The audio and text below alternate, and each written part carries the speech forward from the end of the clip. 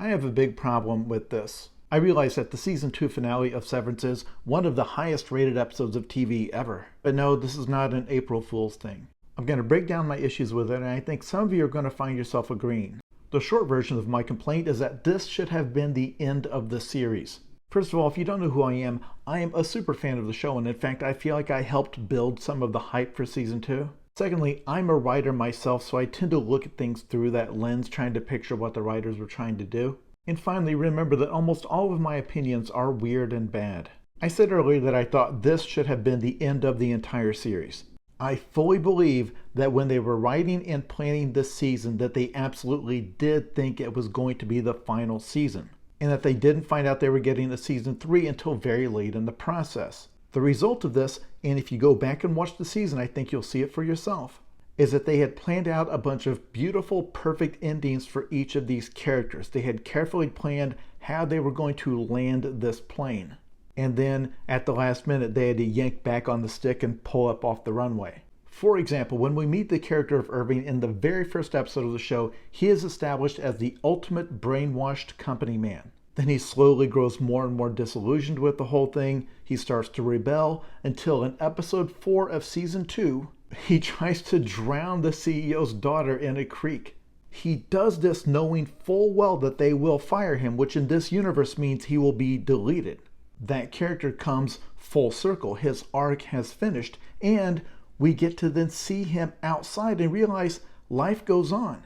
That's so crucial for everything else I'm about to talk about here. They establish with this character that deleting the any version of yourself is not the end of the world. You still have this version of you out there.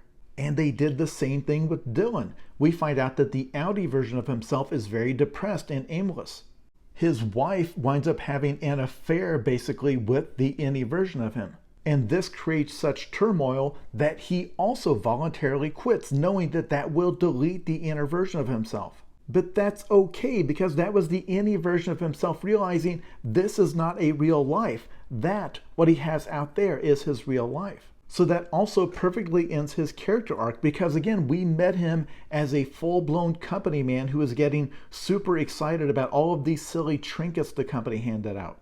Meanwhile, the Audi version, his real version, realizes by talking to her that the severance procedure had actually brought back a version of himself that he had forgotten, one that was brash and confident and energetic.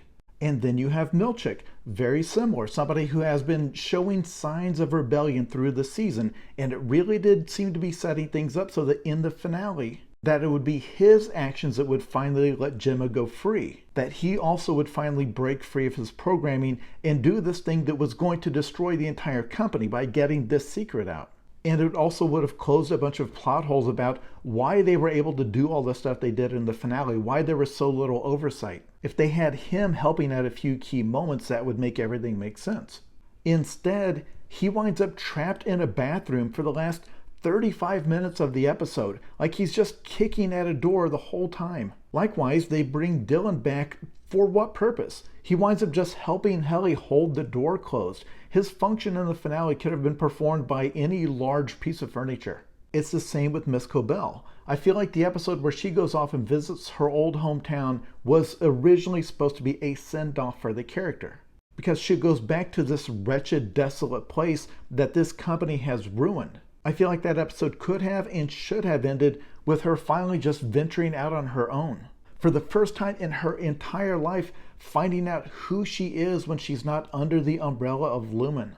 Instead, they contrive to bring her back into the story where, in the finale, she kind of just argues with Mark briefly, but he makes the decision on his own. And then with all of that established, you finally get down to Mark and Helly. This should have been like the ending of Titanic, like a Shakespearean tragedy. Him saying to her, look, this has to end with the any versions of ourselves getting deleted, but I'm glad I had this brief time with you.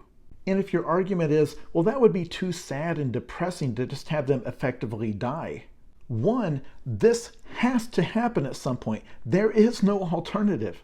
They established in the very first episode of this show that one, severance as a procedure needs to end, and two, ending it means that everybody down here gets deleted. This show from the start is formatted as a tragedy. There's no non-tragic ending for these characters. If they decide to do a procedure where they just stay their innie versions the whole time, then the outie versions of both of them die. Whether you get that ending in this episode or at the end of season 10, you are going to get that ending. To be clear, there is a version of this show that could have gone on forever, where it's just an office comedy with this extra gimmick where when they leave the office, they become different people with no memory of what they did at work. But that's not the show they made. In the very first episode of Severance, they meet a character who has declared his goal is to end Severance. I don't feel like drawing out that story helps it.